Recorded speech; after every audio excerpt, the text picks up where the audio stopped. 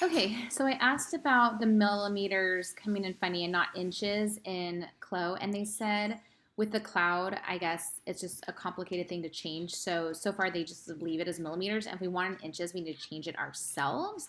So I don't know, try to give that a shot. Maybe what we could do is just copy this and say Command C, and then go to the next column and paste it, and then maybe change this to I for inches, and then maybe we can put in a formula. So I went convert in the desired cell. So what if we say, so I just said Excel tool to change millimeters, and this formula came up. So maybe what we could do is just copy it. Um, okay, so I'll say copy, and then I'll go to Excel. And okay, wait, is this gonna work? I guess maybe what yeah, and then maybe you just click it, leave the number there, and then next to it, Command V. I have no idea. Hit return. No, that did not work. Or what if we do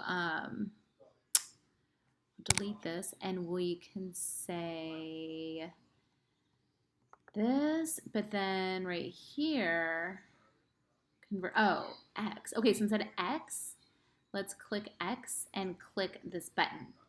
So then it highlights the cell K11. Let's see if that does anything. Change it to the date. That's weird. So let's go back here and change our cells, format the cells to just be a number.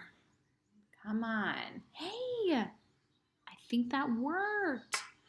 Okay, so let's, so I think all I have to do, if it worked once, you just have to hit Command C to copy and paste and see how now the next one's only 2 inches. Yeah. Well, this is exciting. So there we go. But I guess we'd have to do that every time we downloaded them, but at least there's a way to magically get the math done for you. So there you go.